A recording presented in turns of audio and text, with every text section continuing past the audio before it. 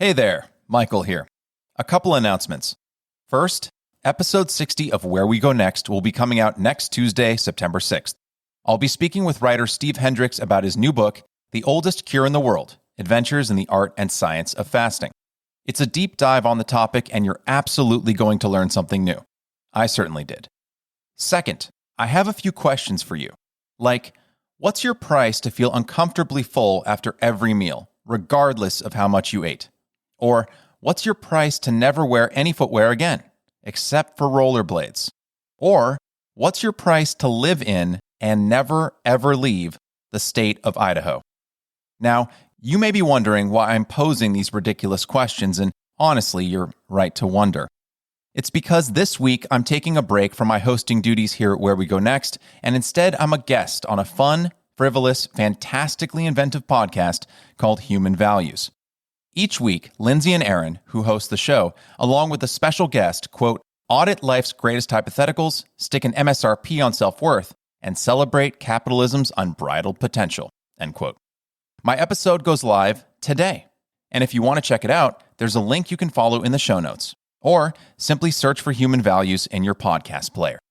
And if you want a short preview, you can listen to a clip from that episode right here, right now. What's your price to immediately turn 90 and start aging backward like Benjamin Button? Such a good movie.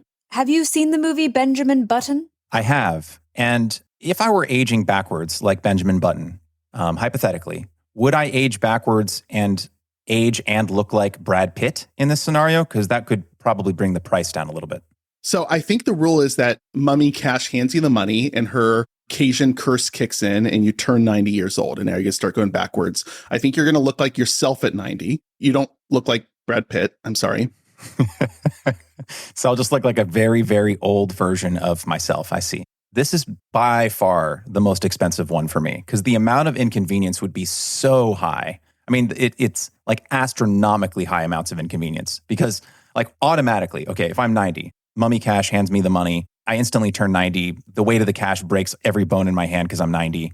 But beyond that, I mean, my parents, who are already caring for my grandmother who's 92, would all of a sudden have to start also caring for me. And then by the time that they're pretty old, I'm also still old. I mean, I would have to wait over 50 years to be the age I am now. And then by the time I'm this age again, all of my friends who I have now are all like dead or 90. So I think it's just the amount of inconvenience, and then obviously all the medical stuff I'd have to deal with. And then here's something I was wondering too, because I think in the Benjamin Button movie, like when he's like, looks like 13 or 14 on the outside, but he's really like in his 80s or something, or 70s or 80s, he gets like mental degeneration. I think he gets like Alzheimer's or some kind of mental degeneration, yeah? So that would be also awful, being like a little 10-year-old, but not being able to remember anything. I mean, there'd be some golden years in the middle, just like in normal life, but the inconveniences, those are brutal. I don't think it's guaranteed that you make it to zero. Because if you start off at 90, who's to say that this isn't some cursed monkey paw kind of thing? Like maybe you're going to die at 70. Like you turn 90 and you get 30 years, but then like something happens to you. Like there's no guarantee. That's not in the question, right? We didn't see anything in there being like you turn 90 and you start aging backwards and you're guaranteed to live to zero. I see. You get a guaranteed 90 out of it. That wasn't in there, right? So I'm just thinking of some monkey paw thing of like, oh crap, you could only live, I don't know, however many years you already have left now. It's not like I don't start as a baby. Like I'm not born again as a baby at 90. I'm going to be me in a 90-year-old body already having lived all the life I've lived already. Yeah, well, that's right. Because if you turn 90, like right now, you take the money from Mummy, the Mummy money, the Mummy money, and the cash from Cash, and you turn 90, there's a good chance maybe you're going to get like 90 more years out of your life. Maybe, but you could also, you just don't know what could happen. You could still get hit by a car. You could have a stroke 2 years later, just like you're a 90-year-old now. Oh my God. Yeah. You got to really get a lot of good health care. Yeah. 24-hour around the clock medical care. I want multiple staff. I want to be pampered. Yeah. Highest end. To me, it's like you want the best of every field. I want to have enough money that I can lure away the societal ramifications of this would be horrendous. But if I could lure away the best doctors in like every hospital. Actually, then I'd probably have like assassins coming for me. They'd be like, why did you take the top 10 doctors from Cedars-Sinai? Oh, no. And I'd be like, well, I just want to make it to 80. That's all I'm trying to do. Lindsay, you've been pretty quiet. Are you fantasizing about finally fitting in with the elderly? Honestly, you know I love a hot old, but I also love a hot young sometimes. Here's the thing for me. This derails life entirely. Current partners, current activities, current things that I enjoy would kind of go out the window. But I mean, also 90 looks different for everybody. Some people at 90 are dancing around, going shopping for little shoes. Mel Brooks just wrote a book, right? He's 92. He just did the Audible book. 90 isn't the worst thing that could happen. And also, I'm assuming that this is a 90 that is like the ideal version of 90 years old, where you've taken incredible care of yourself. Maybe in this scenario, you have eaten like a raw vegan diet and ran 5 miles a day. Oh, I'm screwed. This is the healthiest version of how a person could be. You're a Betty White 90. Ooh, we should have made that the question. You immediately turn Betty White 90. Let's do it. Where it's like, you're still taking good care of yourself. You're good. You're mobile. You're spry. Yeah. Yeah. But also, like, as a woman, I'm like, so that means then would I have to wait another 40 years to have a kid?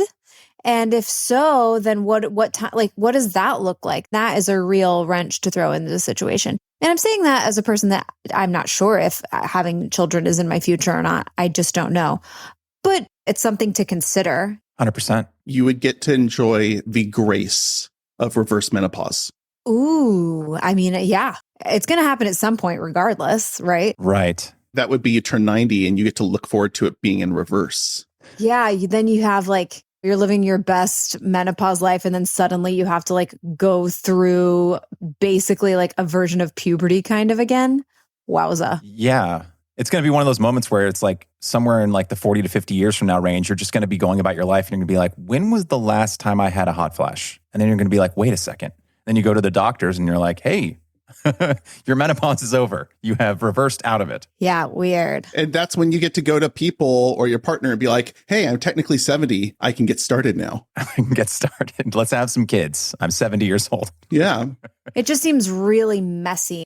I mean, I guess in a way it's not the worst thing, because then when all the people in your life start aging, you can kind of take care of them, I guess, which is a nice thing. You'll be a little bit more spry and you can be of better service in that sense. Also, I think that like having a younger physical form with the wisdom of years, there's perks to that. I think that could be really interesting. But then also like how frustrating that like everyone that looks like they're your same age is just some dum-dum who's still learning the ropes. Yeah. It alienates you. You're ostracized automatically.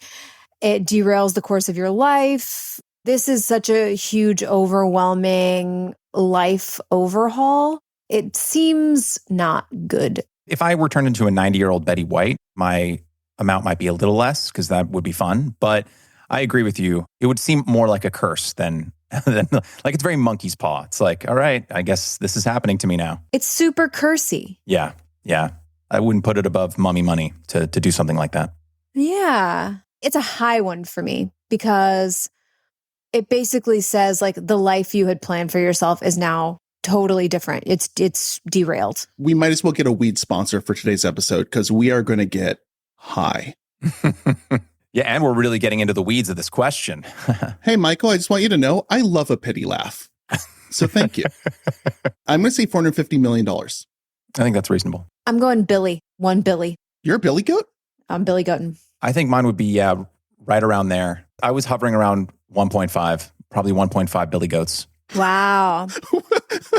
Why have we never referred to these as Billy goats? I don't know, but I really like it. Yeah, that's definitely canon in the MVU. Officially. Knowing Mummy Money, she would probably take that literally and turn me into a 90-year-old man and give me 1.5 living Billy Goats. Michael, I don't know if you know you've done this, but you've changed Mummy Cash to Mummy Money. Oh. And I like it better. Oh, sorry. Well, I'm imagining that's her currency. Mummy Money is what Mummy Cash gives you. Or do you want to change it, Lindsay? Is it Mummy Money? I think both are really special, but Mummy Money feels like it's musical, it's rhythmic, it's percussive. I'm subconsciously drawn to alliteration, I suppose. Do we want Money Mummy or Mummy Money? Money Mummy. Ooh. A little Mummy Mo? It's like Sugar Daddy, but Money Mummy. Ooh, she's the money mummy. Yeah, she's a sugar daddy, but she's the money mummy. All right. I mean, that's good. Just so you know, Michael, there's no way you would know this, and none of our listeners would know this either, but our producer, Rob, Lindsay and I call him Pod Daddy when we're working. That's great. We rely on him for everything in our lives. You know, when Rob really just lays it down and calls the shots, we're like, yes, Pod Daddy. And having a Pod Daddy and the counter side to that on the show is Money Mummy. So Pod Daddy and Money Mummy. I just think that is my next tattoo. There we go. But Pod Daddy is with an I. It's not with an I. That's how you spell it. That's how I spell it. And I like my way. All right. Well, let's see what way our audience likes it. Yeah. So at the high is One Billy Goat by Mark. So we give a spot for people to write down their explanation. Mark put $1 billion, and in the box he wrote, quote, no explanation. I like that, Mark. I love Mark. Live your best life and nobody needs to know why. Get it, Mark. Mark, you're a real money mummy.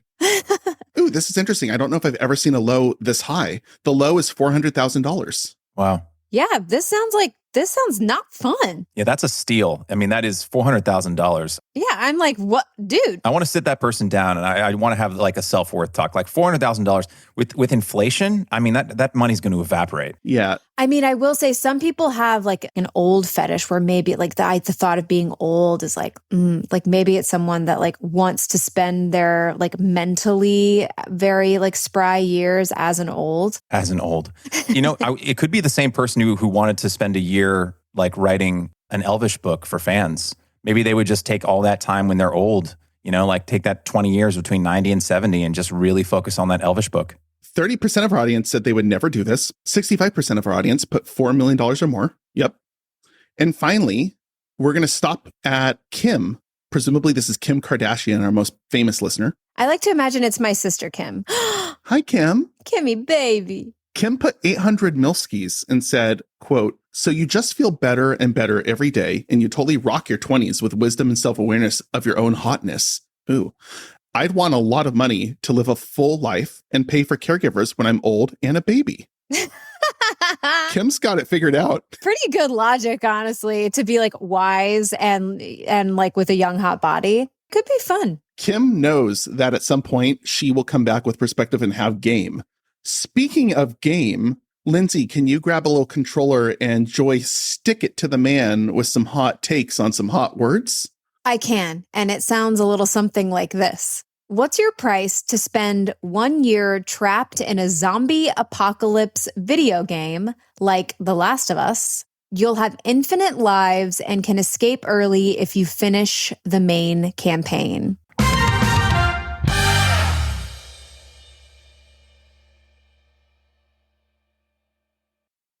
Hey, thanks for listening all the way through. I really appreciate it. I guess the only thing left for you to do is listen to the whole thing on the Human Values Podcast.